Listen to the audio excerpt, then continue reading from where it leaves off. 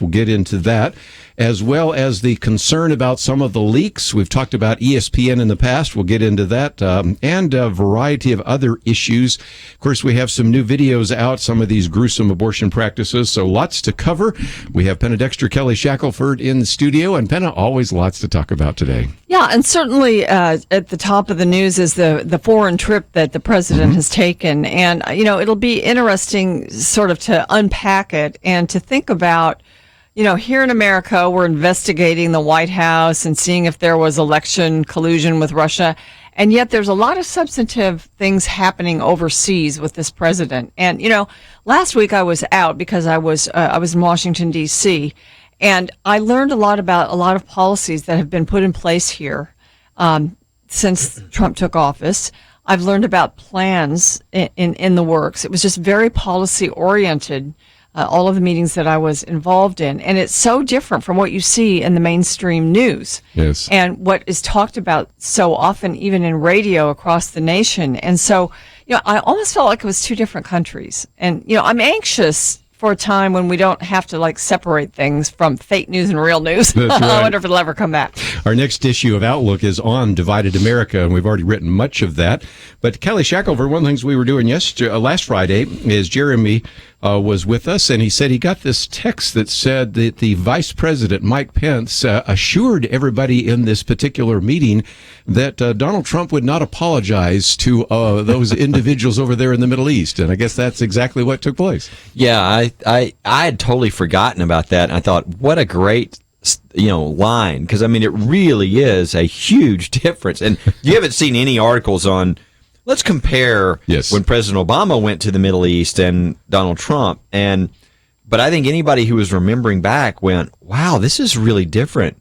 That was the apologizing tour. Mm-hmm. That's when, we supposedly weren't a Christian nation. That's where, it just, all this stuff, this bowing to people, and it was a totally different feel with President Trump. And one where it, again, at least from all visuals, it was one where America was being much more respected. And I think that's because of the approach that President Trump took. So I think it was good. The problem is you couldn't get any of that through the news because of all the silly stuff. I'm sorry, but it's just silly. It is. As a lawyer to watch what's going on, it's just embarrassing to me watching the media do this stuff. It's like these aren't criminal things. It's like, it reminds me of like a junior high whisper. It's a great line. It's like they're, oh, do you know such and such could have happened, and if that happened, such and such could have happened, and if that happened, such and such, and the result of this all would be what? Oh, nothing really. Nothing really. None of these things that they're investigating are criminal. But yet it just totally sweeps the headlines. The newest is Jared Kushner is, somebody that the FBI wants to talk to. Well, number one, I'm like, why is that leaking from the FBI? Right. That's horrible. Mm-hmm. But number two, I'm like, so what? The same story said he's not a suspect. There's nothing criminal with regard to him.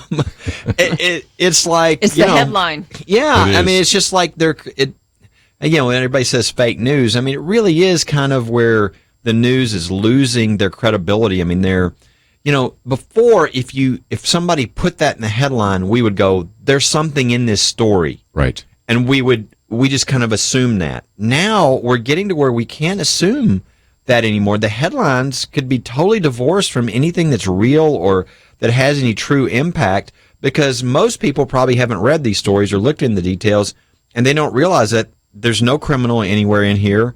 There's no, that a lot of what they're seeing in the headlines is misleading them, because in the story, when you read it and you look at it, you realize, well, that wasn't really very truthful, what they just said in the headline. And the media didn't used to do that, but they're doing it in spades now. And I'm really sad for our country, because the media is, and it's very important to a free society. And when they become untrustworthy, that's very bad for our country.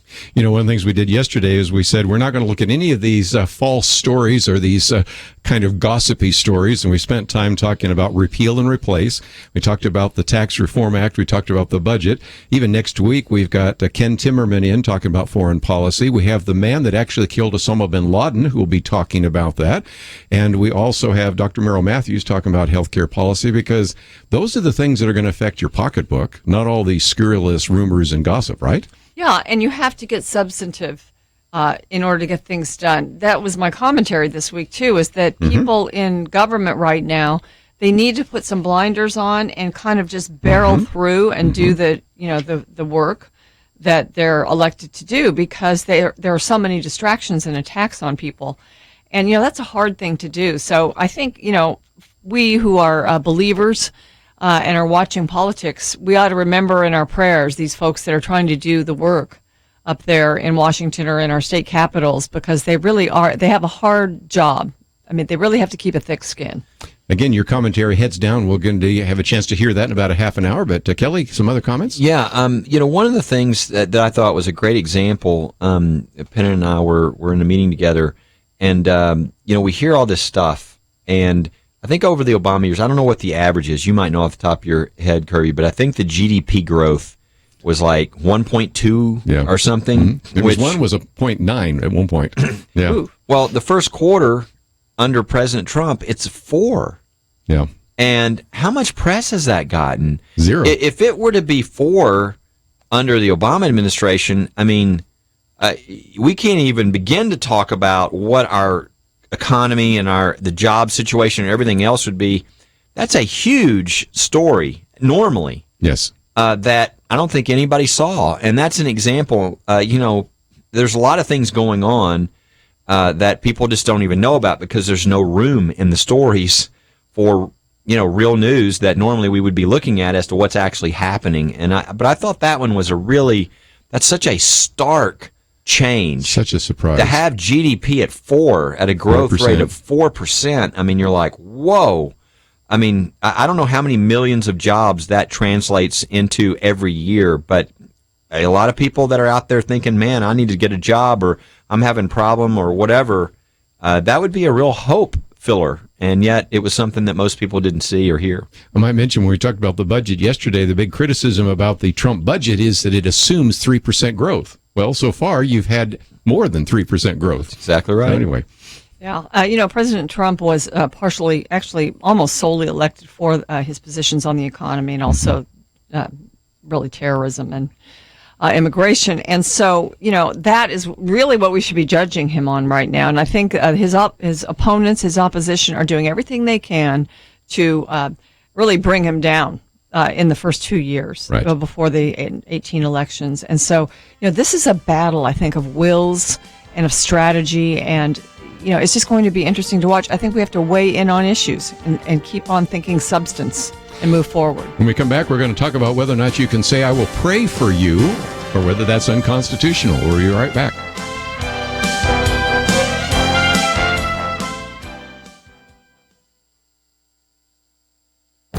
This is Viewpoints with Kerby Anderson. Raising the minimum wage effectively eliminates entry-level jobs. That is the conclusion of most academic studies, and the greatest negative impact is on teenage unemployment. That is why Larry Elder wrote to Jane Fonda before she went to Detroit to campaign for a higher minimum wage. He quoted from economist David Newmark, who examined all the major academic minimum wage studies from the previous 2 decades. And of those more than 100 studies, 85% found that minimum wage laws destroy jobs and cause workers to lose jobs. Larry Elder didn't mention the other few studies that did not show this, but I will. David Newmark and his colleagues even went back and examined one study, sometimes cited by proponents of minimum wage, and they found that there were serious questions about the research methods that were used and the conclusions that were drawn. Teen unemployment has been above 20% for years, and it has been above 30% for black teenagers. Larry Elder says, believe it or not, before minimum wage laws took effect, a black teenager was actually more likely to have a job than a white teen. When he was alive, economist Milton Friedman called the minimum wage law one of the most, if not the most, anti-black laws on the statute books. He explained that the do-gooders believe that by passing a law saying that nobody gets less than $2 an hour or $2.50 an hour or whatever the minimum wage is, you are helping poor people who need the money. He says you're doing nothing of the kind. What you're doing is to assure that people whose skills are not sufficient to justify that kind of wage will be unemployed. You know, there are many things we can and should do to help black teenagers in Detroit get jobs, but increasing the minimum wage is not the way to do it. I'm Kerby Anderson, and that's my point of view. Take Kerby and the Point of View team with you on the go with the Point of View app. Search for Point of View Radio at the Apple or Google Play stores.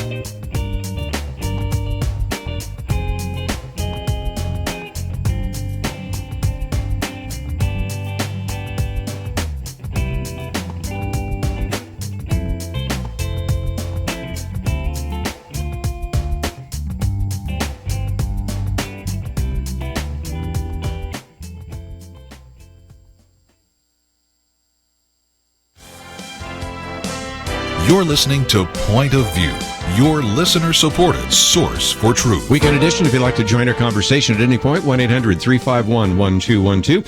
Since we have Kelly Shackelford with us today, as we oftentimes do on our weekend edition, we like to talk about some of these issues of religious liberty. And Penna, Dexter, Kelly Shackelford in studio. And I just might mention last week when we had Jeremy Dice, we talked about Tony Richardson.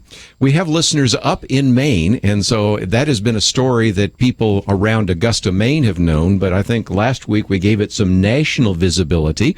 But again, it seems like a story you must have made up, that a school employee is told that she cannot say, "I will pray for you," in a private conversation. Tell us more. Well, again, it is hard to believe. If it weren't in writing, and it would be even harder to believe. But I'll give you a little bit, the listeners, a little bit of the backstory too. But the story is basically that you have a teacher who told a fellow teacher who goes to her church, I will pray for you. Later,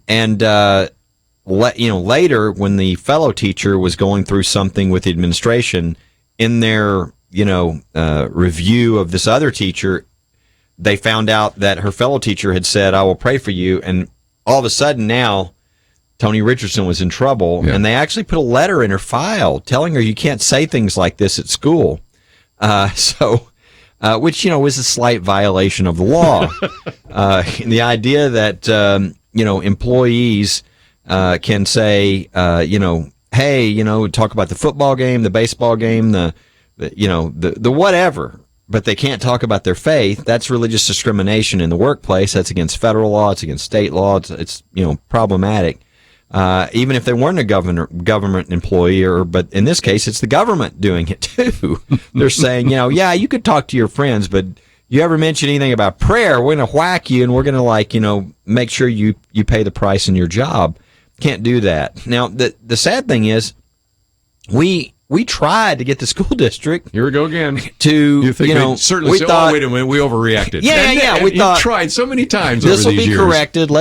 We work behind the scenes over and over trying, and they're doubling down. They're going to fight this. So we're going to fight about whether, if you are working in this country, if you can talk to somebody who works with you, who goes to your church, can you say, "I will pray for you"? Yes. And you can say "bless you," but not "God bless you." Maybe. I don't know. I don't know. What about this, Penna? You've been reading about this. What are your thoughts? Yeah, I have one question, because I know that she talked to this guy in her church and she said she's praying for him, and he said, "Thank you. It means a lot."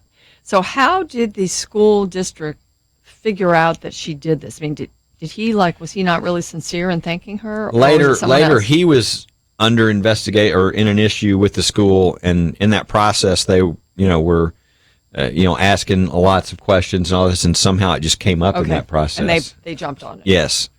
So it's, it really is surprising. And, but it's something that I think most people realize this happens probably wherever you work. And, this is kind of important that we nail this thing down. Todd Starnes did a really good story on it. He even had a video, which I thought was pretty good when he was on air. But a lot of people are surprised, but this is the kind of thing that's going on. And I would encourage people, I know you've got the link. We got it linked there. It's the first article right there. Takes them right there. Look at it. Yeah. You can go to firstliberty.org. In addition to the story on Tony Richardson, I think right up front right now we have the Coach Kennedy. Yes. Where people can sign a letter of support to Coach Kennedy. The argument, the big federal court of appeals argument in that case is coming up in just over 2 weeks. So, and it's at the Ninth Circuit Court of Appeals. Okay. And I think most people know that that's out of San Francisco. So it's not exactly the most conservative. So we really need to be in prayer for Coach Kennedy. And I love that people have gone to the website because they can write a note of encouragement, send him a note of encouragement as well. But, these things are happening all over the country. I mean, we're not going to spend the whole program talking about all the cases, but just know that religious freedom is still under attack. But the good news is we're winning all these cases. We have to stand up, or what happened to Tony Richardson will be okay. We don't want that to be okay. Right. We've got to make sure it's not okay. You have a kit too, right? Yeah, that tells people, because if other people run into this, they need to know what their rights are. Yeah, at firstliberty.org we have things like, the religious liberty protection kits for the military. Like, what are your rights in the military? Now, of course, you can call us if you have a specific question too, but for the schools, what are your rights as a teacher or as a student in the schools? And even just in the workplace. We have a deal that says, what are your rights in the workplace? So, and more than that, but we have those kinds of things so that people can get the information and feel empowered to be who they are and to realize the freedoms that they have and to walk into those. Talking about teachers, I have had some people ask, whatever happened to Walter Tutka? And that goes back to an actual victory of yours, doesn't it? And again, this is an individual that had a student asking a question about first speak come last, and then hands out a Bible and then gets fired over it. But you've got some good news on that one, don't you? Yeah, we had a victory there. This is another one of those things that, for different reasons, it's hard to believe. And that is the victory we got. A lot of people said, that didn't happen, did it?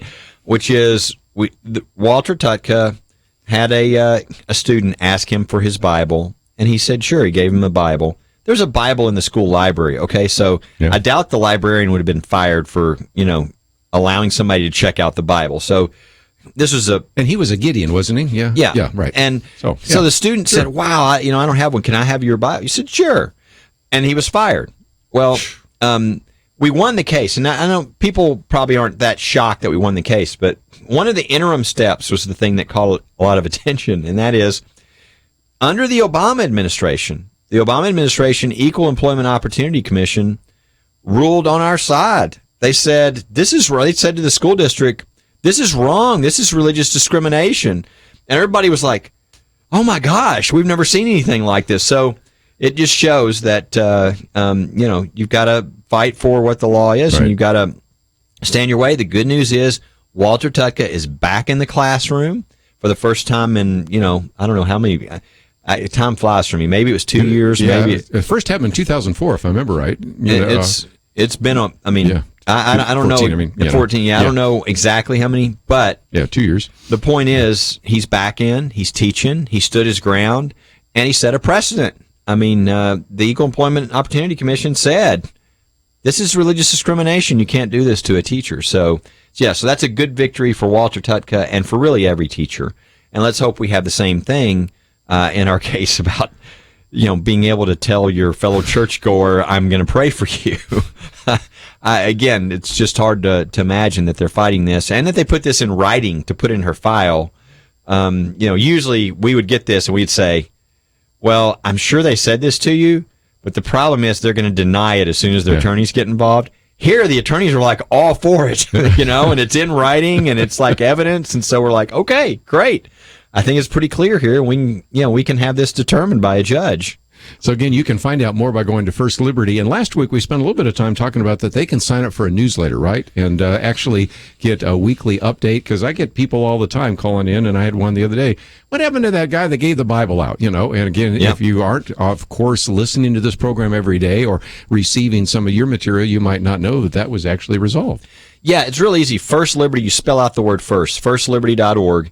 And I mean, the first thing that comes up first is a little pop-up on, do you want to sign a letter to Coach Kennedy right now? Right. But on the main website, I mean, you'll see it right there at the top. It says updates, get updates or whatever. And you just click there and you can get updates every week on kind of what's happening. And we obviously can't talk about hundreds of cases at once, but we can talk about the 3 or the 4 that, you know, there's a victory, there's a new one, there's something where people can be kind of in the loop on what's going on. And this last few weeks, it's actually been pretty incredible. I mean, I give the glory to the Lord, but we had the Tutka win, we had the Alexia Palma win, we had the Chabad synagogue win in Los Angeles in federal court. We filed the Tony Richardson case. Right. We had a press conference with the State Attorney General of Texas in the Judge Mack case, where he joined our side. You know, it just, things are happening quickly, and there's a lot going on. I remember one other question they've asked. What happened to that Marine, the woman that put Isaiah on the computer? And you're still waiting for that, aren't you? We are. In fact, something very unusual has happened. The court was supposed to hear this last Thursday and Thursday before, and in both cases, it was rescheduled. Meaning they didn't determine and then shift it to another week, like you see some of these cases. They literally have pushed it off to be decided. So we don't know what's happening, but the court, it's scheduled again now for next Thursday. And so this is important. Pray for the court to take this case, because, you know, if they don't, we're going to have a really bad precedent out there that'll affect people. And if they do, they can do something really powerful and protective of those who serve us, you know, in the military. And so this is Monica Sterling, who actually was court-martialed for having a scripture verse on her desk and not removing it. And that's something that's got to be overturned, and there are a lot of key legal principles in that as well. I was hoping we'd be praying about that during Memorial Day in terms of the future case, but I think we instead need to be praying that they consider the case, right? That's right. Let's take a break. We've got a lot more to talk about. Fourth Circuit Court thinks they have some answers, so we'll be right back. A 2013 survey asked people around the world whether sex without marriage is morally wrong. Every country where more than 90% said, yes, it's morally wrong, Islamic. The worst two, tied at 6% saying it's wrong, France and Germany, the nations of Calvin and Luther. Catholic Italy, 11%. Simply sad. The United States, well, 31%. Not even 1 in 3 thinks extramarital sex is morally wrong. Our nation needs a truth team very badly. Support Point of View Radio today at pointofview.net. Set up your monthly gift by clicking the Truth Team 360 picture and then carefully follow the directions. Pointofview.net. By phone, you can give at 1-800-347-5151. 800-347-5151. Or mail that first donation to Point of View, Box 30, Dallas, Texas 75221. Box 30, Dallas 75221.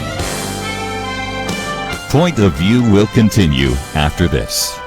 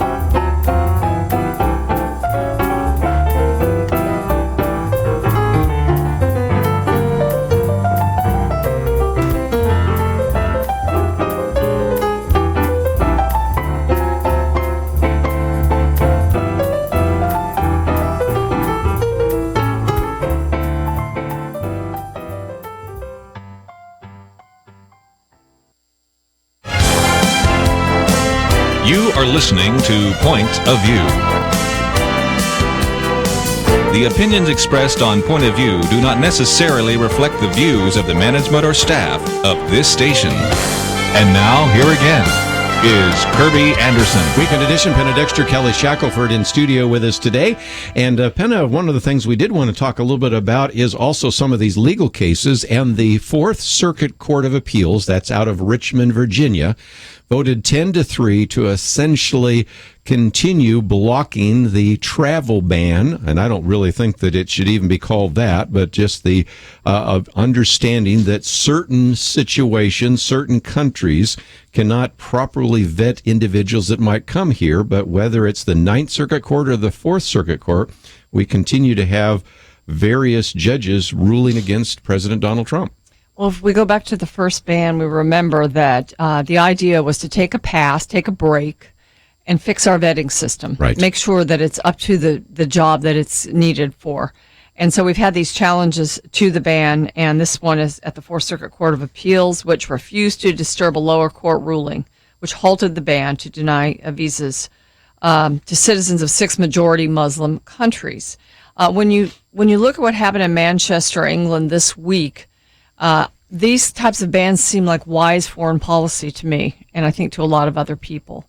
And so it's, again, just the whipped up sentiment about being persecuting another religion. And one of the things that was even included in the opinion, and I really would love to hear Kelly's take on this, and that is that they're going back to campaign rhetoric by the president, saying, we're going to have a ban on Muslims coming in. Well, that was not part of the actual order that's being challenged here, but they're going back to campaign speech in order to strike these down. And so I want to know, Kelly, what do they have a leg to stand on that? No, but it doesn't matter because this is the Fourth Circuit, which now is 15 judges and 11 are liberal, and that's one of the results of 8 years in the Obama administration. When the Obama administration started, the courts of appeals in the country, I think I've heard different opinions, so I'd have to look at it, but I've heard one expert say one of the 13 courts of appeal was controlled by liberals. Or somebody else say 3. Mm-hmm. So, but it's 1 or 2 or whatever. Right now, 9 of 13 are controlled by liberal appointees. And this one is one of the more extreme because 11 of 15. And so, I think you kind of knew what you were going to get here, but it doesn't mean that it's still acceptable. There's 2 issues. One is sort of policy issues, one's illegal. So let me deal with the legal first. You have a history in this country and opinions that say that when it comes to the power given in the Constitution to whether people can enter the country or not, and whether you can do sort of an emergency, which is what this is, sort of a, hey, you can't enter. The president has incredible power. Incredible constitutional power to do discretion-wise what he wishes. Congress passed a law to say, you know what, in case anybody questions this, we want to make sure ourselves and give him that power. Mm-hmm. So you've got the power of Congress, the power of the presidency, all in the Constitution. And what do you have on the other side? You've got judges saying, well, we know what it says in writing, but we're going to use what you said as a candidate, and we're going to find out what your spokesperson has said. Or we're going to use that to say that we really know what you wanted to do, and we're going to strike it down on that basis. That is just ridiculous. It's what's in writing that matters. It's what you decided to do in the, that's where but the problem is when you focus on what's in writing, there's not, they can't go after anything. So in a situation which there should be high deference to the power of the presidency, the power of Congress, they're trying to find nitpicky things that were said when he was running a campaign, and then striking it down on that basis. It's really, it's kind of like, hey, look, we know what the Constitution says about free speech, but when when some of those guys were out in public, they said such and such. And so we're not going to follow the words of the Constitution. We're going to go by what they said. You shouldn't do that. That is judicial activism in an extreme way to get to a result. Now, the good news about this, if you care about, these issues at all, or the rule of law, this will go to the Supreme Court, and the Supreme Court will reverse it. Yes. My question is whether the Supreme Court will reverse it 9-0. Yeah. I think that would be great, because I think it would show this isn't about partisanship. And, if you're a more liberal member of the court, you say, you know what, I don't like this order. I don't agree with it, but this is about what the law is, yes, and who has the authority under the Constitution. That's what should happen. Now, what Penna said about the UK is should wake people up. Yeah. Not only do we have this situation, but the polling that came out where they polled the Muslims in the UK, and 2/3 of Muslims said if they knew somebody had a suicide bomb and were going to go detonate it, that they would not report it to the police. I mean, there is the reason why you have to vet. You cannot exist as a country if you allow people flowing into your country with that idea. I mean, that's not sustainable, and that's why you end up with those kinds of situations. And it just stresses the importance of being careful. It's nothing to do with religion. It has everything to do with what people are planning to do. And if they all happen to be of a certain extreme part of a certain religion, then, okay, well, those people need to go because we can't have people. And especially aiming at children and women. I mean, just despicable, really, conduct. But that's why we have to be careful, and that's why this sort of judicial activism is really dangerous. The people of this country picked this president in part because they wanted the border controlled more. They didn't want people flying in from these countries, and he's following through on that. He's done it in a very reasonable way. I mean, the first time he ratcheted back that, it's in writing, there's no question. And they struck it down through a lot of statements he made as a candidate. It's really unacceptable what happened.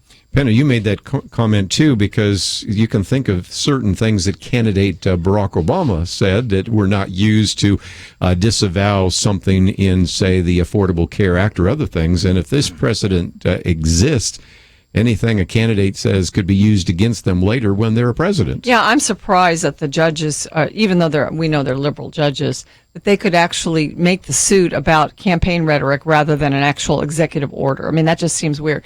The sad thing about it, too, is, I mean, just looking at Manchester and other incidences, is that how many people have, in all the wrangling and court battling over these orders, how many people have come? How many refugees have come who actually want to hurt us? Has this pushed, more who wanted to come in to come now before we actually do stop them?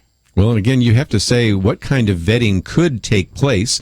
And this week we spent some time talking about Israel. Next week we're going to be talking about the 50th anniversary of the 1967 Six-Day War. And you've gone through Israel, and you know what it's like when you're at Ben Gurion Airport and they look you in the eye and they ask you all sorts of questions. That's the kind of vetting that needs to take place, and apparently not the kind of vetting that has been taking place sometimes in the past. If I were going to take a vacation now, and, people are always saying when you go to Israel, aren't you worried about your safety? Well, I'm so much more worried about my safety if I go to Paris or to London than to go to Israel, because they do know how to do security. Or Brussels, where they just said the other day that there are thousands and thousands of Muslims in Belgium that they're watching right now. There's hundreds in the UK. And so we should maybe be grateful that we aren't dealing with it at that level, but we would be if we don't have some kind of vetting, right? Yeah, I mean, look, it's funny to watch some of these things. You have these movie stars and singers and everybody saying, open borders, we need to have open borders. And then they show pictures of their house, which is a huge gated community with guards up front. And you're like, oh, isn't that nice for you?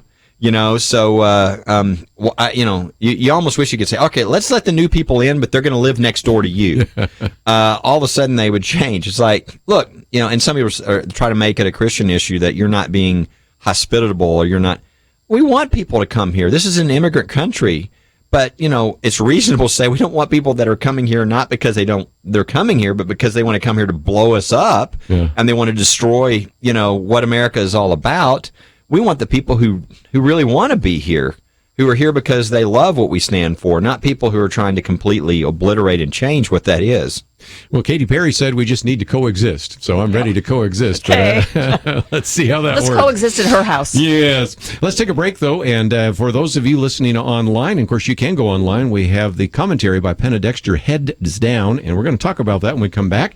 And so you can either listen to it, or if you have access to a phone or an iPad or something like that, it's also posted on our Viewpoint section, and we're going to get into that, and you'll have a chance to hear some of her comments, and we certainly do welcome your comments as well. 1-800-351-1212. We'll continue our conversation right after this.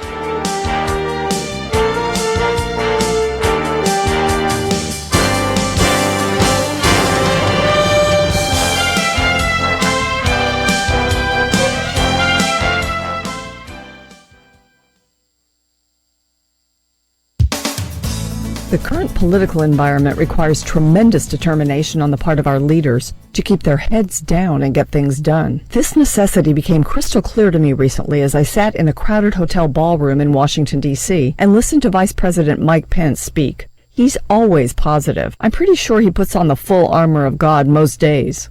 There are obstacles. Some, let's face it, are brought on by the president himself. The media and Washington's left capitalize and distort. Investigations distract and will derail good work if allowed to. Leaders sometimes must put blinders on and simply move forward. The Wall Street Journal's Peggy Noonan critiqued President Trump, saying he doesn't act as though he's picking his way through a minefield every day, which he is. But perhaps this is putting blinders on in a good way. Ms. Noonan's column was a warning to the president and Congress. History is going to judge us, she writes, by how we comported ourselves in this murky time. It will see who first cared for the country and who didn't, who kept his head and who did not, who remained true and calm and played it straight. Fair enough. Another Wall Street Journal editorial encouraged the Congress to get on with passing the agenda they campaigned on. Of the majority in Congress, the Journal said, their best option is to plow ahead anyway and present Mr. Trump with legislation to sign. Other speakers I heard that day in D.C. brought encouragement in that regard. North Carolina freshman Congressman Mark Walker leads a powerful conservative caucus and is working on taking a conservative message to new communities where progressivism hasn't worked. Steve Scalise, the House Majority Whip, told us he's hopeful on many fronts because although the former president did not believe in working with Congress, the current one does. Let's pray our leaders in Washington will have thick skin and will not be distracted from the good things God has given them to do. For Point of View, I'm Penna Dexter.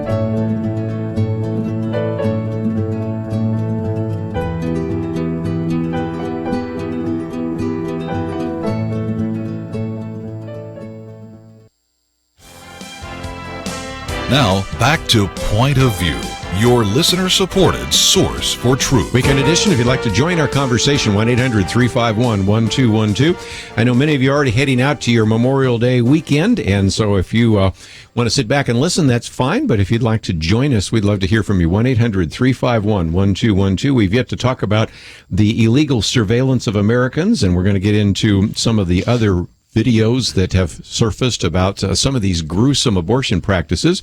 But if you're listening online, you have actually had a chance to hear Penna Dexter's commentary, which we air at this point in time. We also make it available to you on Saturday, and if you haven't signed up to get those commentaries, encourage you to do so.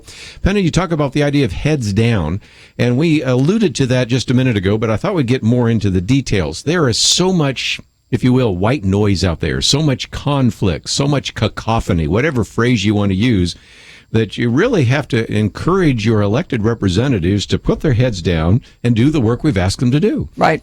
You know, there was a piece over the weekend in the Wall Street Journal. It was called "A Republican Survival Strategy," and the head of the tagline is, "The best defense against Trump scandals is to pile up policy victories." Trouble is, even though there are some, and there are some in the works, they're not reported in the media. That's why people need to be listening to Point of View, because we are talking about them. But, you know, this is a time, I think, when you look at elected officials, the people that are there, and I've thought about this a lot with President Trump. I mean, I know he seems like a real tough guy, but, you know, even he, I'm sure, I mean, the slings and arrows that come every single day, you know, you've got to just steel yourself against those. So that is what my commentary is about. I put heads down because in this environment, you have to keep your head down, concentrate on the job at hand, and forget about the attacks. I mean, sometimes there are things you have to do to kind of throw the arrow back, but most of the time it's just getting the work done and you know, making good statements about the work you are doing, trying to get, you know, kind of push through the media attacks. One of the concerns that people have right now is that as some of maybe the Republican senators go back to their home states and have town halls, that there will be a lot of pushback, and so nothing approaching repeal and replace will take place, that the American Health Care Act is dead on arrival in the Senate. Well, then you also have the Tax Reform Act, and you also have a budget, and so there are all sorts of very important legislative items, and right now, some of those are in the Senate, the rest of them are in the House, right? Yeah, like Obamacare is in the Senate, and, you know, the House is considering the tax bill and financial bill. And, you know, the senators need to get very serious. They need to be wise.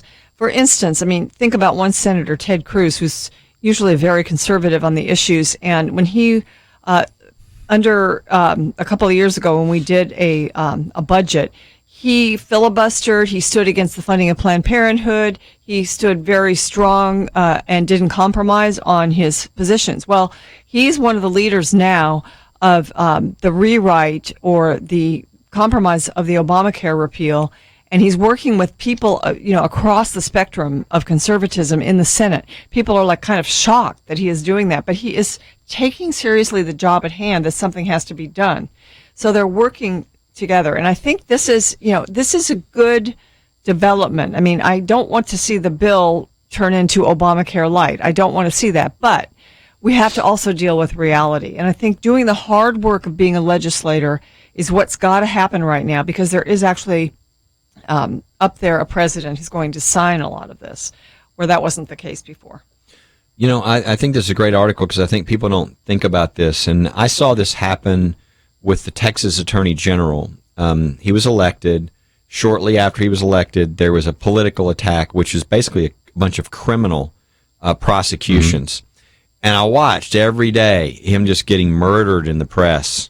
And I'm sure the natural reaction was, we've got to get a team and defend ourselves.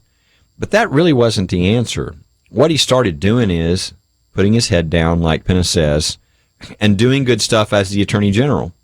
So in a conservative state in Texas, I think he sued Obama like 20 times, right? There's even a song about it. Yeah. There is. Yeah. And on things where the federal government was trying to reach into the state government's business. And he started doing a whole bunch of things that the Attorney General does. And guess what? That turned everything around. And I think that's the same strategy for President Trump. I mean, if anybody is more like to want to hit back, it's him. Yes. Right? But what he needs to do is not focus on all he and Vladimir Putin are brothers just separated by birth or whatever silly story they've got going. He needs to focus on getting the stuff done. And you know what? When people watch what happened in Saudi Arabia, I mean, they care less about this other foolishness because they go, oh, that's good. And when they see Obamacare being repealed or when they see Neil Gorsuch going to the Supreme Court, that's what will carry his boat. It won't be getting in a tit for tat over the Russia stuff. In fact, that's what's gotten him in trouble, is it just sort of, he adds fuel to the fire when he talks about that, or he goes and says, gosh, do we really have to do this investigation, or whatever he's saying, which I think everybody understands. But he needs to have his head down, and that's getting out of the country has helped him do that, I think. Right. He and the Pope didn't exactly get along very well before the election, and they did really well together this week. And I think people are seeing that he's doing a good job as president in a number of those situations, even if they dislike him. I mean, there was a friend of mine who has a lot to do with judicial appointments, and she was on an airplane, and there was a very liberal guy sitting next to her, and he said, "What do you do?" And she told him, and he said, "I'm really liberal,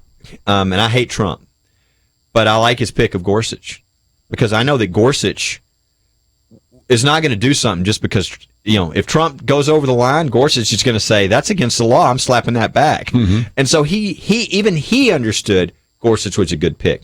So you do things like that. Penna's exactly right. Keep your head down, do the good work. That's what changes things. One of the, I mentioned that I heard some great speakers in D.C. Last week, and one was Steve Scalise, who is the majority whip in the House. And the whip is the person who counts the votes to see how much support they have for a piece of legislation, and they try to whip the Congress into shape. I always say, trying to get the measure to the point where it can be passed and voted on. And a lot of times they won't vote on it if the whip says, well, we just don't have the votes. Well, Steve Scalise said that he's hopeful because Obama didn't really work with Congress. He didn't sit down with them and try to make things happen. And Trump has been learning, even with the first defeat on Obamacare, that it was a defeat for Trump. He's learned and beginning to learn to work with the Congress. And, he's still very, very early on. So that's a hopeful, I think, piece of information that I got from him. That made me hopeful. And so, I just think my conclusion to all this is that if, as believers, as we're watching, and a lot of our point of view listeners are really, really concerned about the country, pray for these people. Yes. We have people, and that's what I was encouraged about. We have people working very hard that really know the Lord, and they see this as, their mission in life right now, or what the God has them doing. There are good things that can be done. So we need to really hold these people up in prayer. I know we say this a lot, but I think in this climate right now, there's actually the opportunity to do some good. It's not just fighting back against the bad. It's the opportunity to advance a conservative agenda and even some biblical principles. So pray for the folks in D.C. And realize it's not going to be perfect. Yeah. You got all these people. There aren't a majority of anything, really, when you talk about philosophy. Right. So we've got to give grace to if you can only get, 20% of the loaf in, then let's get 20 now. Let's come back for the next 10 next time. Let's get progress that moves towards good and towards blessing and towards God's principles. Heard more than a few people say, though, probably have more evangelical Christians in the cabinet and sub-cabinet positions than ever before. Would not have predicted that a year ago at this time, but that's exactly what we have. Let's take a break. We have a lot more to talk about, and that will happen in the second hour right after this.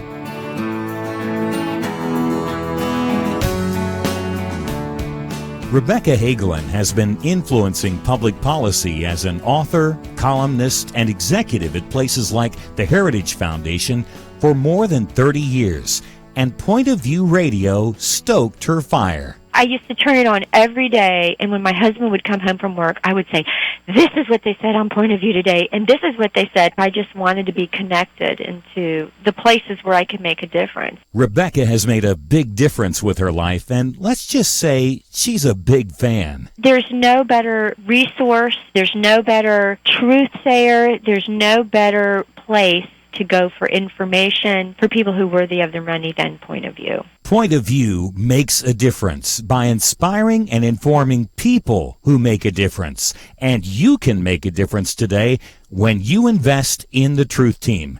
Join us today. Find out how by calling 1-800-347-5151 or visit online pointofview.net/team 800-347-5151 and pointofview.net/team. Point of View will continue after this.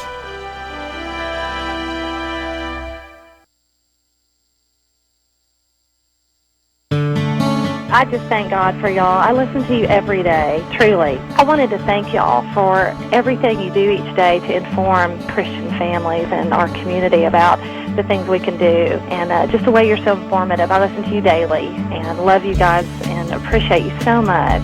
God bless you, Kerby, for keeping this show so on track and for the decades of wonderful help to this nation that Point of View has been. We're all big fans of your work, and we pray that God will just prosper it. As a Christian, over the years that I've followed this program, I am constantly challenged to be on guard and to evaluate what's going on. And if for no other reason, to protect the caliber and the truth of your programming, I need to participate and to back your program financially to ensure that the truth stays out there for people to hear, to view, and to be a part of.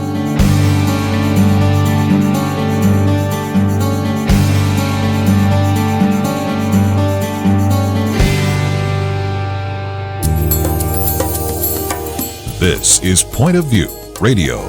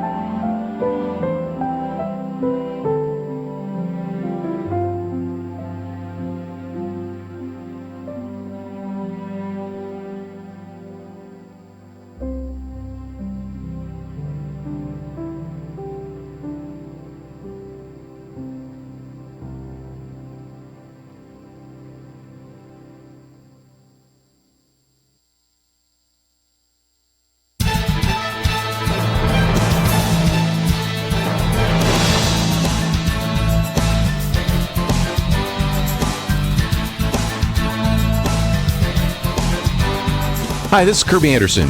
Each day we take on the tough issues and provide a biblical perspective to them. The topics we cover are wide-ranging.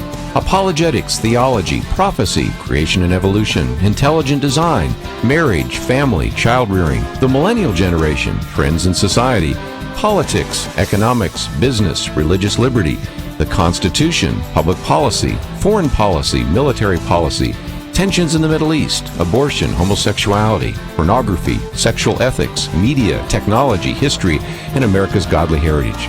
We talk about anything that affects your faith, your family, or your freedom. So don't go anywhere, because Point of View continues right now.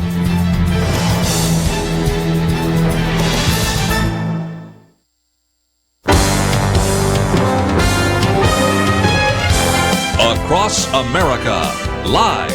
This is Point of View.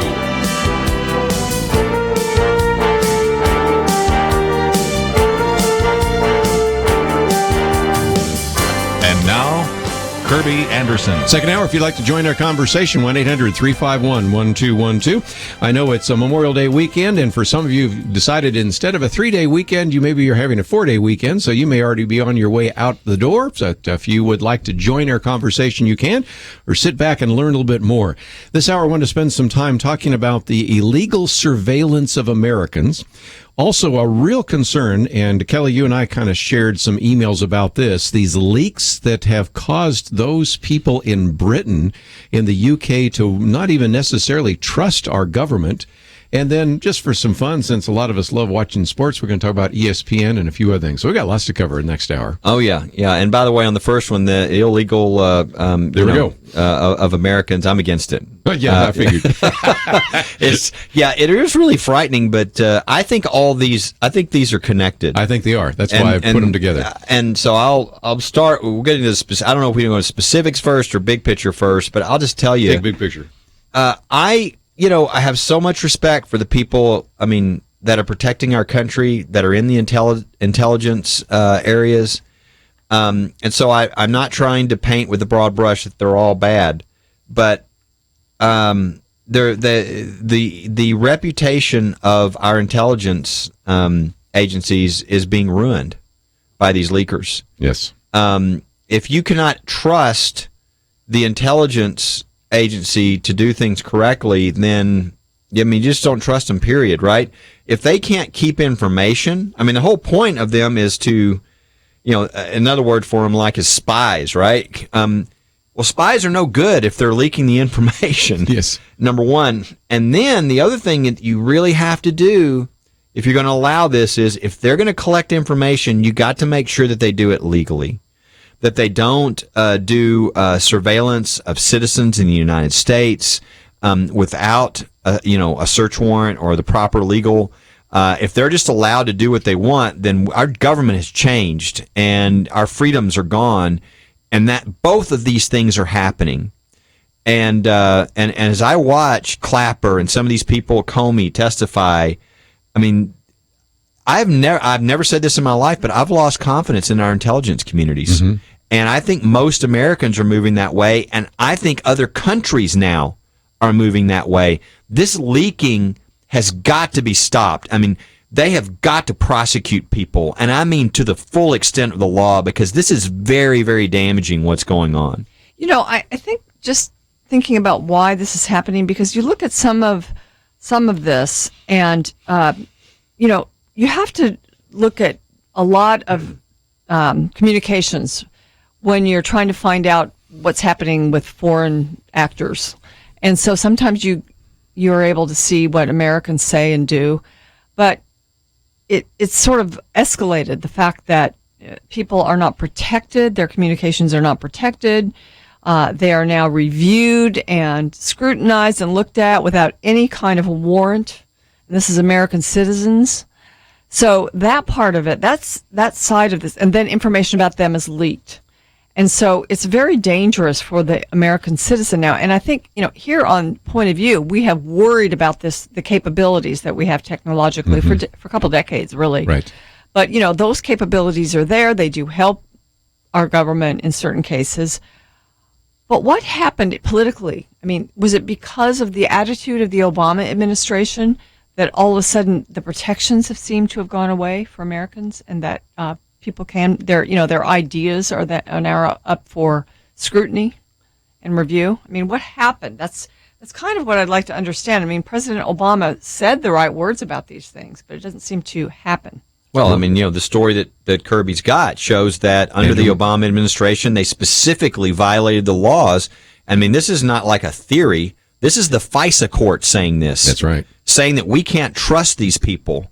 I mean, these are the judges saying this. So American citizens were being targeted in ways that were illegal. Why do I think this is happening? I think it's happening because as we as a country move away from God, we have less people that care about, things of character, about being truthful, about following the rules.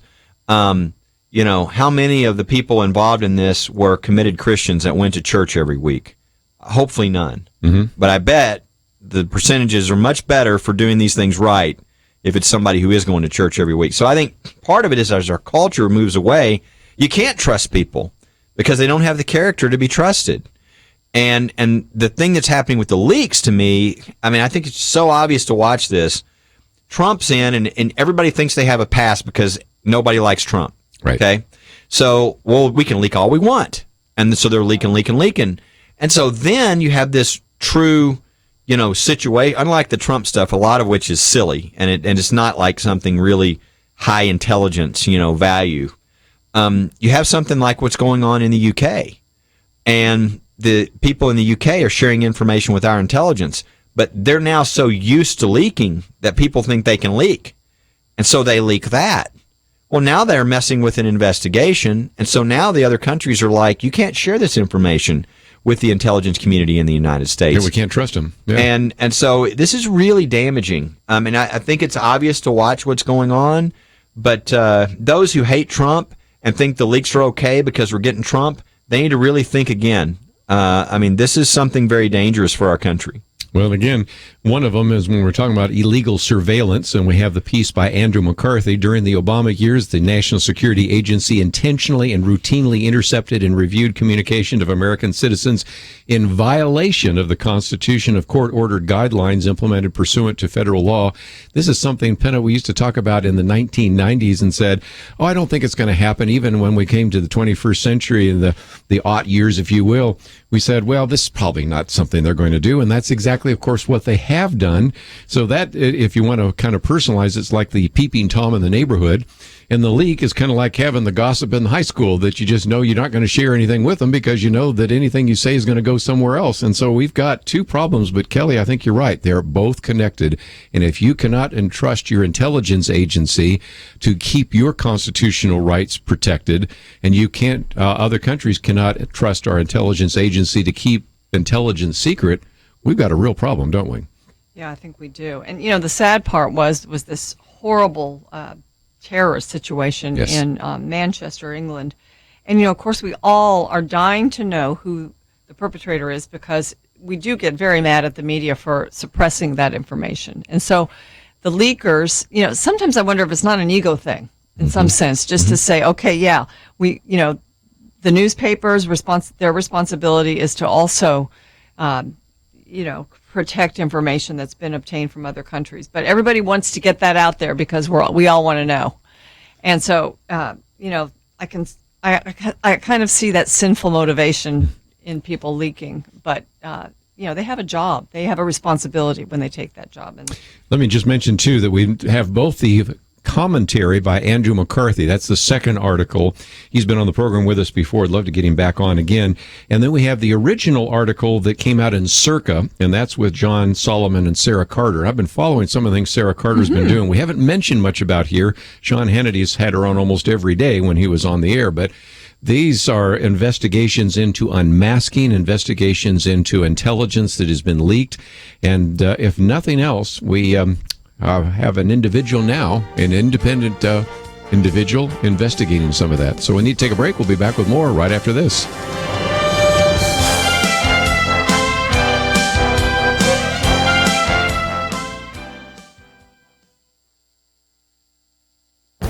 This is Viewpoints with Kerby Anderson.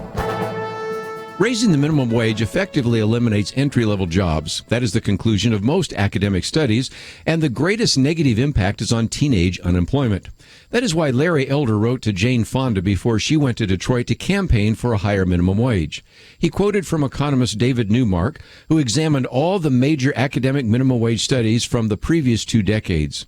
And of those more than 100 studies, 85% found that minimum wage laws destroy jobs and cause workers to lose jobs. Larry Elder didn't mention the other few studies that did not show this, but I will. David Newmark and his colleagues even went back and examined one study, sometimes cited by proponents of minimum wage, and they found that there were serious questions about the research methods that were used and the conclusions that were drawn. You know, teen unemployment has been above 20% for years, and it has been above 30% for black teenagers. Larry Elder says, believe it or not, before minimum wage laws took effect, a black teenager was actually more likely to have a job than a white teen.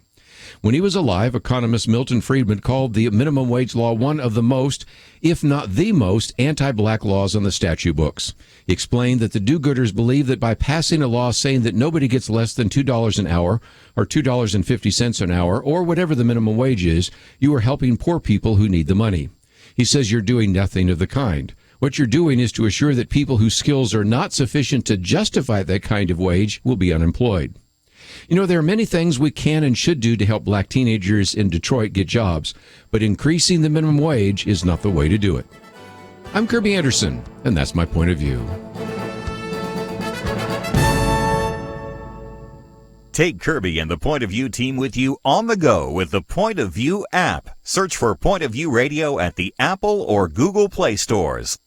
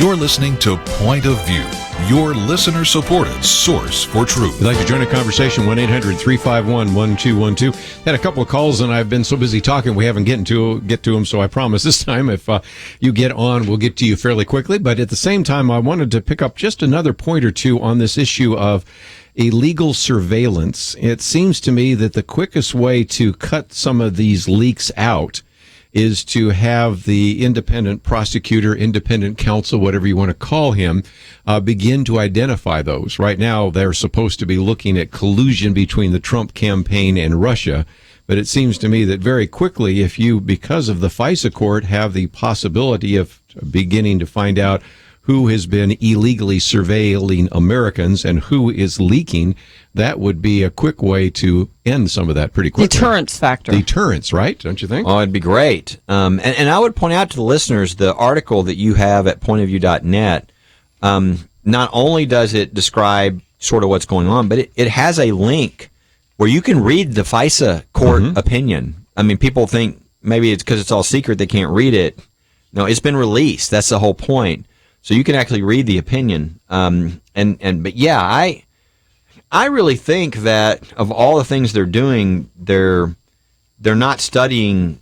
I mean, they're not investigating the most important thing. I mean, in fact, most of what they're investigating is silly, in my opinion, because even if they proved it was, they found what they're looking for, it still wouldn't be a violation of anything.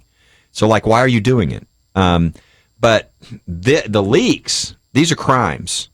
I mean, these are felonies, and they're very damaging to the country. And I mean, I wish they had a whole team dedicated to, routing out, and finding out, rooting through, figuring out who all the leakers are. Because And I think if they got one or two and prosecuted them, I think this would stop. Do you think this would come under Robert Mueller's purview? I don't know. I don't either. That's a big question I have. Yeah. But I wish the FBI should be doing this on their own. Maybe the new FBI head will take that as one of the key things to do, because that our intelligence communities are really suffering, and our country's suffering now because of all the leaks and what's going on. Well, it's again, I'll give you a chance to join our conversation, but one of the other articles we've posted, and this is by Michelle Malkin, Slaughter of the Innocents. And of course, the other day I read, before we posted that one, some pieces from Gary Bauer, because when you hear people saying, well, this is a new low for the Muslims, the radical Muslims, the Islamists, or whatever you want to call them, not really, because Boko Haram has used children as homicide bombers. You have, of course, what happened in Beslan, which is part of Russia, and that was a 3-day siege that ended up taking the lives of 186 children out of 300 that were killed. And so what we saw happen in Manchester, England, seemed to be really a target, Penna, because we're talking about Ariana Grande. You know it's going to be a lot of girls and their parents. And it was just a tragedy that is beyond our scope. But if you understand how evil some of these radical Muslims are, I guess we should not have been surprised. You know, and I've looked at a couple other things. One is Ariana Grande. She is a little bit over the top, as far as sort of being degraded. Let's put it that way. And so sometimes that is, the radical Muslims use that as part of their motivation, their reasoning. And another is because of Trump's visit to Saudi Arabia. I mean, I don't know if that was a motivating factor. Very well could have been. So there's a lot of motivations, but it's terror. I said that the other day, and I didn't find anybody agreeing, but I said, he gives this very powerful speech. I did a commentary, which will air next week, about all the different elements in that speech. And then a few days later, you have this attack. Now, maybe there's no connection, but you can't help but just wonder about the connection, at least, and something that I thought was kind of intriguing. Yeah, who knows? I mean, the whole idea, though, is this is the, again, we talked about this before. But I wish that worldwide, and I wish we would start, and I've seen Trump starting to do this. Obviously, and we talked about this back when it happened, when George Bush was president. At first, he called these Muslim terrorists cowards. Cowards, yes. And then evidently people told him he couldn't do that. But I think there's a shaming element that's missing. Yeah, and Trump called them losers. Yeah. They are losers. They are cowards. I mean, they go after, they put bombs on other people to kill little girls. People ought to speak them into just complete embarrassment. And then at the very least, what happens is I think it reduces the number of people who want to join that because it's like some great thing. I think we're missing that because of all this PC of don't speak that way. Don't, maybe you'll anger them, or maybe you'll, I don't know, but we need to call it what it is. I mean, it really is, it's disgusting. It's cowardly. It's, losers, you name it. Come up with the list and let's start putting those pictures, those images on this movement. And I really think it'll have an impact on it. I think it will hurt its growth and might even reduce it. But for some reason, that hasn't been done very much. While you're mentioning that, yesterday or the day before, we talked about Mark Davis' column, and he talked about all these phrases that we use, need to change it. One is, he said, lone wolf, that deceptively suggests a terrorist or unconnected individuals amazingly hatching similar plans by happenstance. Well, we know a lot more about this individual, whose father, interestingly enough, from Libya, had been with an Al-Qaeda-sponsored organization. He had gone to Syria, he had gone to Libya, so he's not a lone wolf, he is a known wolf, because they knew him. Another one was the idea of homegrown. And again, he said that's an adjective decided and really designated and designed to disguise the connection between all the jihadist and Middle Eastern cauldrons that boil with hate that inspires them. And then this idea of self-radicalized, that somehow just spontaneously it happens.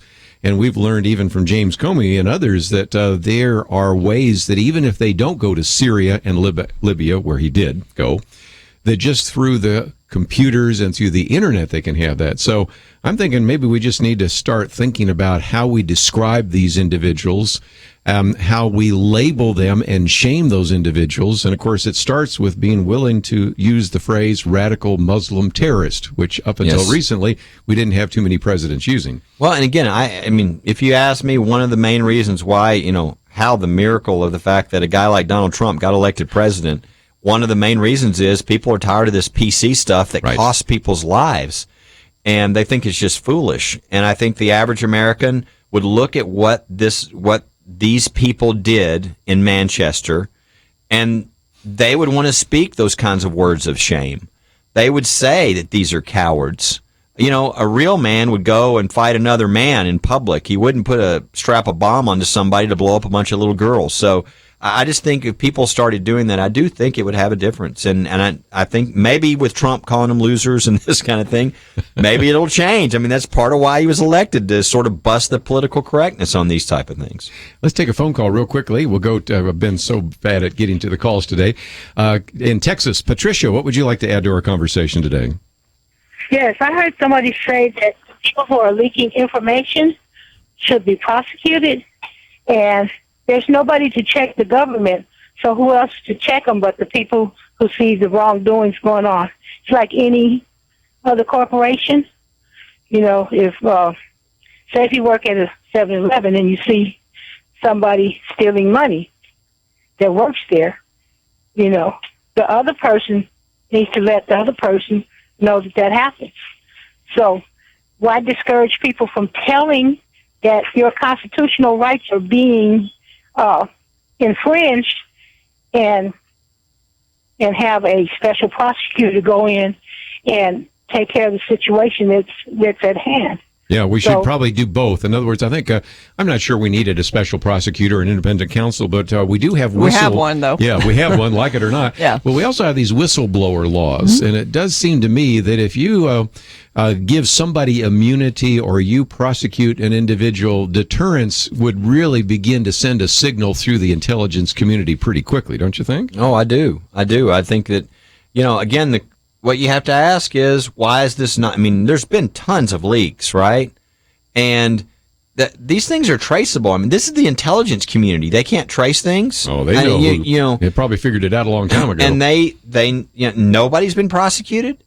So again, this adds to the idea of, well, you can't trust the intelligence community anymore. They don't seem to think they have to follow the laws. They're investigating citizens, in violation of the law. They're leaking information, which are felonies. I mean, and nobody's willing to actually do anything about this, and so that's adding on top of that.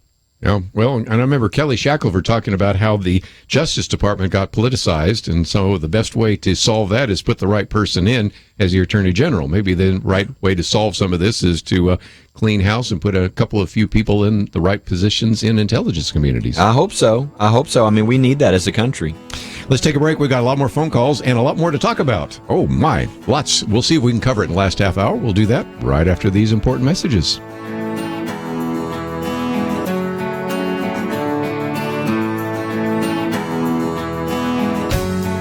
A 2013 survey asked people around the world whether sex without marriage is morally wrong.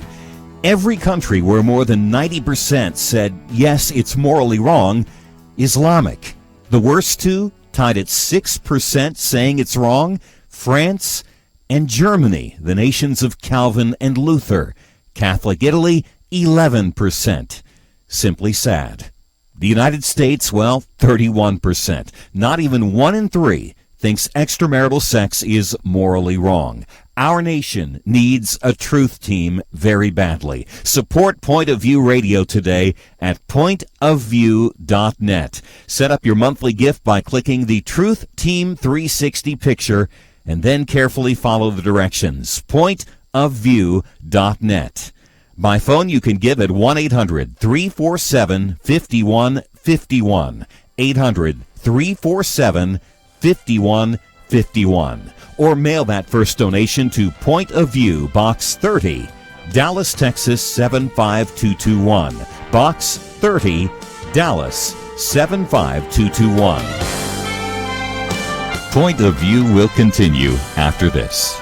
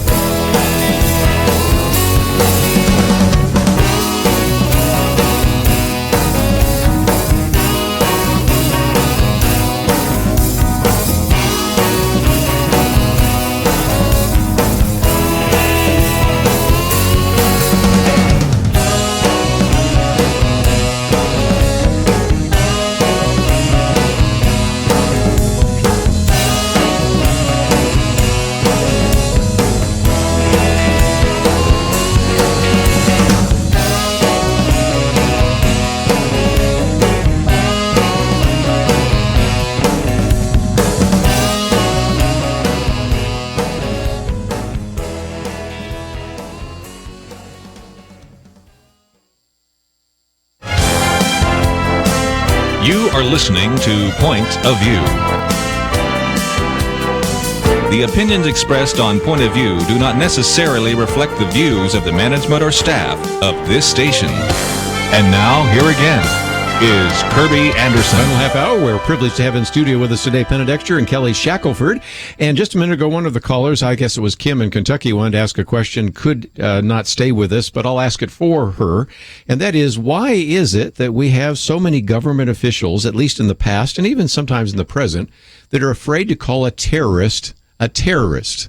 And I think part of that gets back to something you said a minute ago, Kelly, the idea that, well, we've got to be politically correct. But there's also just, I think, the feeling that And I heard this after the speech by President Trump, that this kind of rhetoric actually is a recruitment tool. And so I want to get into that speech in just a minute. But Kelly, what's your thoughts about that? And we'll go around later. Doesn't make sense to me. Again, I would think you would hurt the recruitment tool if you start speaking of it in a way that is denigrating, and where people don't want to be a part of that. So I would think if there would be more and more unanimity of that, there'd be less people who wanted to, be a part of it. But I mean, I really don't understand it. They love to use words like extremist, but won't say extremist what, I saw one artist said he was upset because of what they were saying, even in the UK. They called him an extremist. He said, extremist what? An extremist rabbit? And he was like making fun of the fact that they would not use the words. And again, I think this is part of the political correctness that causes us to turn our eyes, and I think people need to be more forthright in what they're saying. Kim, I asked the question for you, but is that pretty much what you wanted to ask? Why are people afraid to call a terrorist a terrorist? Well, yeah, because where I work, I've been called a dumb blonde. And if that's not politically correct, I mean, I don't know what is. Yep. Well, and again, I think part of what we used to hear, and didn't Hillary Clinton during the campaign, Penna, talk a little bit about this, that they're listening to us, and those words are going to be used as a recruitment tool for Al-Qaeda or the Islamic State. She was chastising Donald Trump. I remember her doing it in this school marmy fashion, trying to explain to the American people and chastise him. I think, Donald Trump is now calling the Islamic extreme terrorists losers. Mm-hmm. Let's just, let's go with that. Yeah, we'll go with losers. Yeah. We're good. What kind of, you could easily just start asking, what kind of person, instead of fighting their own fight, tries to find some dupe, puts a bomb on them to go and blow up a bunch of, little girls, a loser. That, and you just start, down those roads. I think that would be an improvement. Again, I'm sure that all the people in the Pentagon are running around going, oh, no, we can't do that. Can't say that. Because, when George Bush went that direction, boy, they pulled him back very quickly. Yeah. And I don't understand it. And I'd love to hear an explanation that actually makes sense, because I think we do this with everything. It's why we've gotten a lot of the bad behavior we have in the United States. It's things that used to be things that we said, no, that's not good. We don't say that now because you're not supposed to say that about, and guess what? You get a lot more of that because there's no negative sort of image to that. It's really kind of like branding, right? Yeah. With companies. Mm-hmm. Sure. It's branding, whatever you want to call these people is, Islamic terrorists or extremist Islamic terrorists, whatever this group is, they need to be branded. And boy, if anybody's good at that, you'd think it's Trump, right? Yeah, for sure. So he's starting to put the negative brand, just like Jeb Bush, right? It was energyless, or was that the word he used? Whatever word he used, it really did kind of hang around him, and he couldn't get it off him. And so if he could start to put this around this particular entity we're talking about, they might have a hard time because he's pretty good at that. This politically correct atmosphere, it allows something to grow, that there is something worthy of respect within, a suicide bomber. Well, at least he is willing to die for his convictions. And, I think that's what this does. When we're not allowed to call a spade, these types of feelings grow among certain people. Now, a week ago, we were wondering, okay, is Donald Trump in his speech in Saudi Arabia going to use the word radical Islamic terrorist? And, he never exactly used those words, but he mentioned Islamic terrorism and defined it throughout the speech in many, many places. And there's one spot where he says, he talks about the work that's necessary to do, which means honestly confronting the crisis of Islamic extremism and the Islamic terror groups it inspires. So he used Islamic. Mm-hmm. And does it mean standing together against the murder of innocent Muslims, the oppression of women, the persecution of Jews, and the slaughter of Christians? Then he talked about how the religious leaders should make it clear that when you're practicing this, you are not going to get glory. Barbarism will deliver you no glory. Piety to evil will bring you no dignity. If you choose the path of terror, your life will be empty, your life will be brief, and your soul will be condemned. We're always saying, well, they think they're going to get rewarded for this. And he is, I mean, and that is like the emperor has no clothes. We all know that's just absolutely not true. But, he's being very honest. And I think, that's the one thing about Trump's brazenness that is good. There's no other person probably that would have become president that would call things what they are the way he does. And sometimes it gets him in trouble. But I think in this sense, this is positive. And this could wipe out political correctness where it has to do with terrorism. You know what he said in the speech were a lot of things that you've never heard before. For example, we've talked about many times that the greatest threat to a Muslim is another Muslim. And he said in the speech that one estimate says that more than 95% of the victims of terrorism are themselves Muslim. This may be the first time I can remember a president that put Hamas and Hezbollah in the same category as ISIS and Al-Qaeda, and then talks about Iran funds, arms, trains terrorists, militias, and other extremist groups that spread destruction and chaos across the region. You didn't hear the previous president saying about that because we wanted to come up with some kind of nuclear deal with him. Yeah, and send him, billions of dollars of our funding. Our approach in the Middle East, I think everybody agrees, was a disaster. Certainly so far, what we've seen under the new administration has been a dramatic improvement. I mean, we'll have to see. But I think, the bombing, I think sent signals that he's willing to do something. I mean, America is a incredibly powerful country, but if people know that you're not going to do anything, you don't have any power at all. So with very little cost, President Trump shows he's willing to do stuff if you do, heinous things like, gas children and things like that. And so, I think so far he's done a lot of good moves when it comes to foreign policy. And I think that's an improvement. But the Middle East is, it's just an impossible place to do great foreign policy with. You're dealing with just such, craziness over there. But I think definitely if there's anything that he focused on, it was ISIS and the radical Islamic extremists. And I think so far he's done a great job at that. And he's even getting allies, people like Saudi Arabia, who actually the princes and the heads there, they don't want ISIS taking over either. No, they don't. They're going if that happens. So they're gone. So is Mecca, because they would destroy Mecca. ISIS would. It's amazing. I think one of the things, he made this pivot sort of from Iran to Saudi Arabia, and he talked about the Middle East taking care of their own problem a lot in the speech, which I thought was really good. And he said that they cannot wait, the nations of the Middle East cannot wait for American power to crush the enemy for them. And then I thought the strongest part, and it kind of reminded me of some of the things that President Bush would say after 9/11.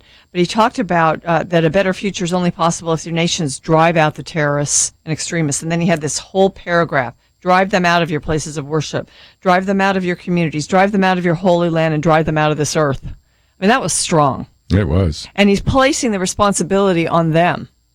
We can do something here and there, but the responsibility is on them. And then in addition to driving them out of places of worship and communities and land, but also talked about strip them of their various finances and the financial channels and all of that kind of stuff, established a global center for combating extremist ideology. I think those are the kind of things that we would not have, again, predicted that this president would have said when he was a candidate. But I got to be pleased with some of the things in that speech. Yeah, I think the trip has been a very successful trip. I think it's probably a good time for him, so he could do things that were presidential and not have all the other ambient noise be the focus. And so I think this has been a good thing.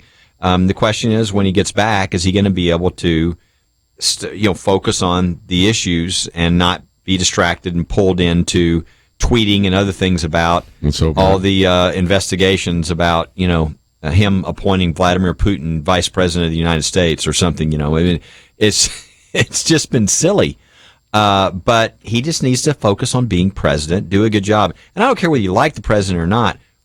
We all want good things to happen for America. So 3% growth. 4% growth. We'll take it. 4% growth in the first quarter is unbelievable. If that continues, that's a real blessing for the country. So we need all that type of thing to happen, and we need to be praying for that for our country. We'll take a break. We've got a lot more to cover. We'll try to do that quickly right after these important messages.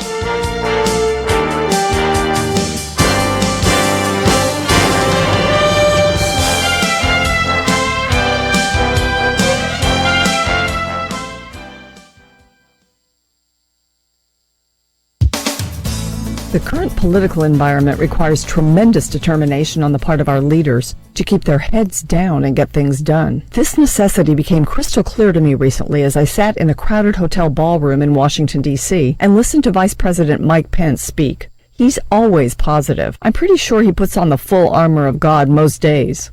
There are obstacles. Some, let's face it, are brought on by the president himself. The media and Washington's left capitalize and distort. Investigations distract and will derail good work if allowed to.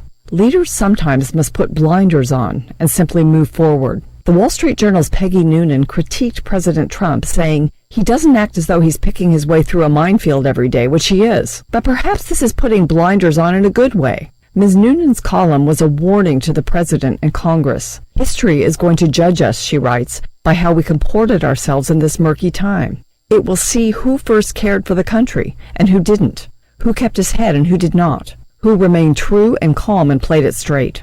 Fair enough.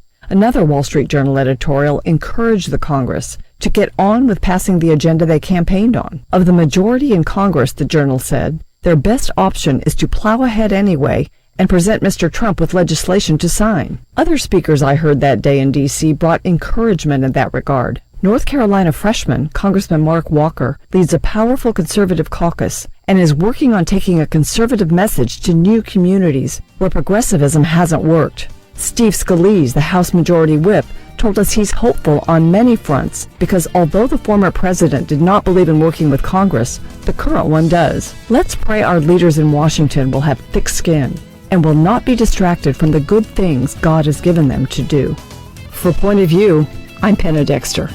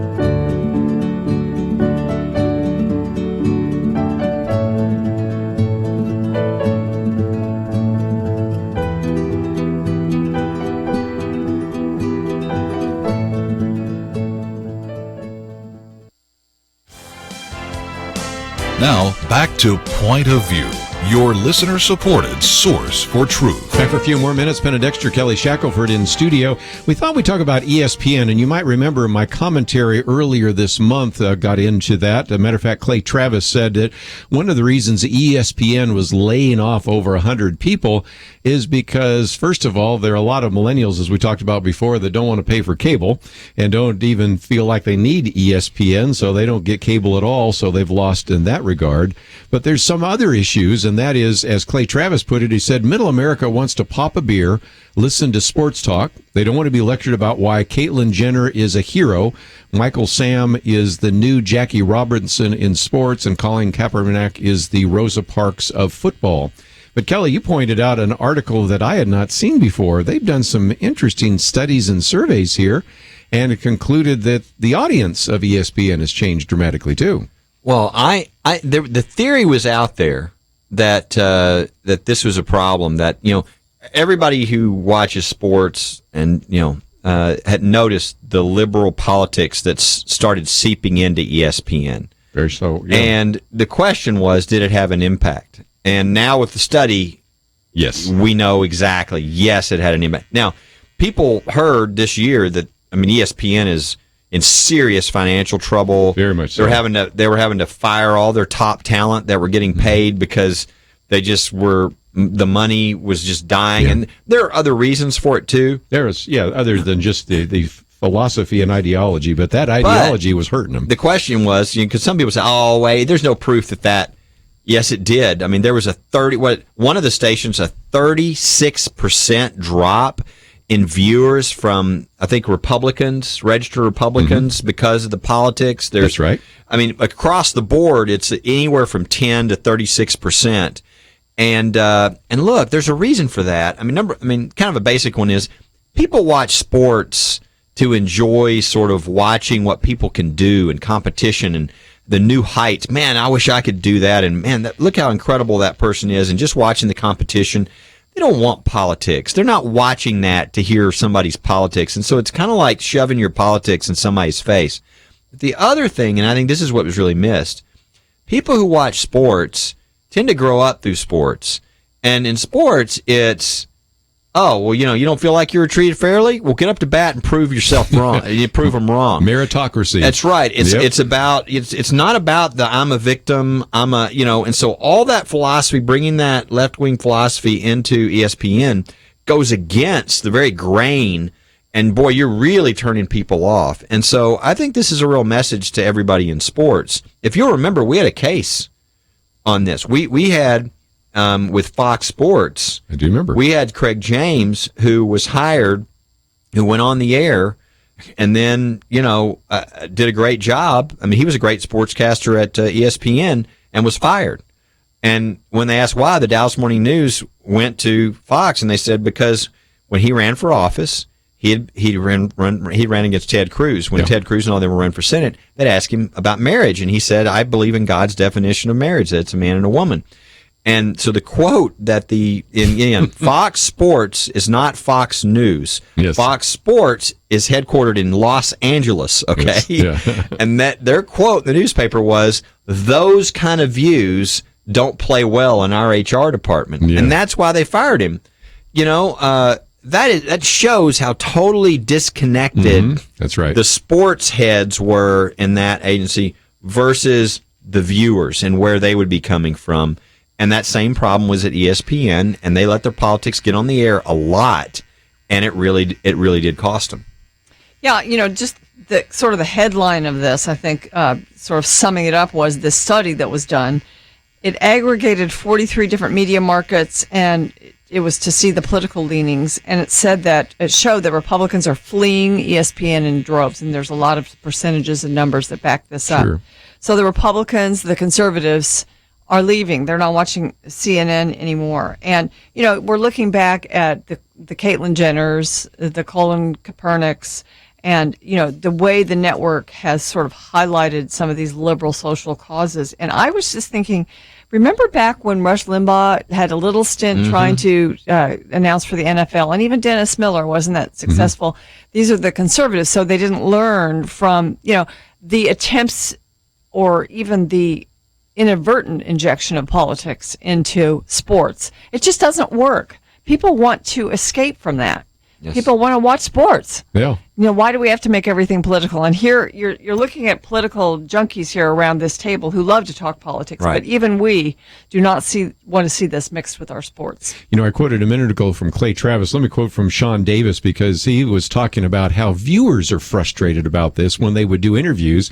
And again, he had a great line here. He said, you want to watch the Lakers game? Okay, but first you're going to hear about how Caitlyn Jenner is, the new individual that needs to be focused front and center. Want NFL highlights? Well, we'll get to that eventually, but coming up next will be a discussion about how North Carolina is run by racist, homophobic bigots. I mean, he just said every time a viewer was looking for something of substance, they were getting a political ideology. And so after a while, they were calling it MS-ESPN because it reminded them of MSNBC. Well, I think, this has always been the theory, but now that you've got a study, I think this is going to have impact. I mean, that's the thing about corporations. Corporations are about making money. Yes. And some people will let some things slide if they're not sure if it's costing them anything. But as soon as they realize they're taking it in the gut for this, that's going to stop. I've got to think. Yeah. So we'll see. But I think this is a very positive, because, I said this. I know a lot of people said this was one of the reasons for ESPN.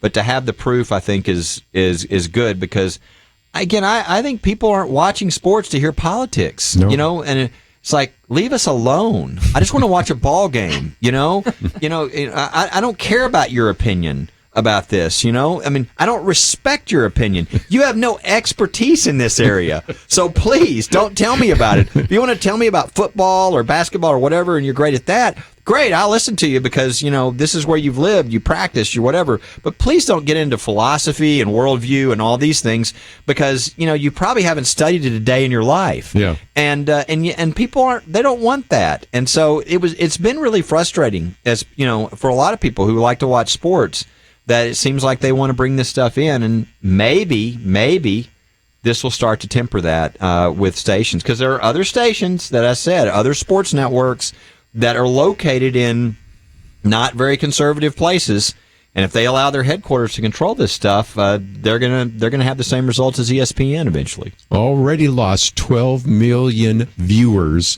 and they're losing more every single day. It could be one of those, the last person at ESPN turn out the lights. And, pretty sad. And if you don't turn that around pretty quickly, it's all over because they've got all sorts of commitments. They've really overcommitted a little bit anyway in terms of some of the payments. So we'll see where it plays itself out. But we talked about it here.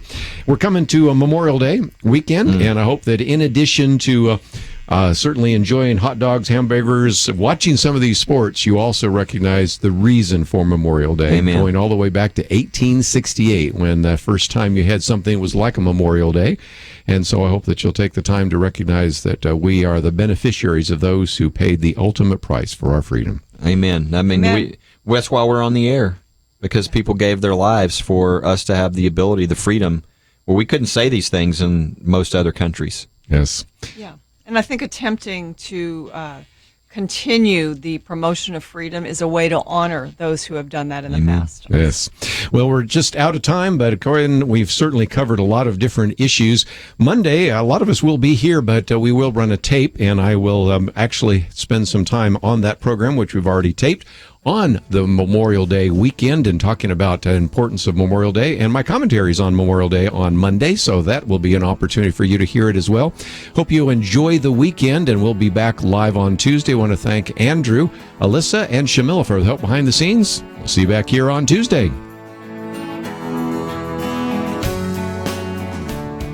Rebecca Hagelin has been influencing public policy as an author, columnist, and executive at places like the Heritage Foundation for more than 30 years, and Point of View Radio stoked her fire. I used to turn it on every day, and when my husband would come home from work, I would say, this is what they said on Point of View today, and this is what they said. I just wanted to be connected into the places where I could make a difference. Rebecca has made a big difference with her life, and let's just say she's a big fan. There's no better resource, there's no better truth sayer, there's no better place to go for information for people who are worthy of their money than Point of View. Point of View makes a difference by inspiring and informing people who make a difference. And you can make a difference today when you invest in the Truth Team.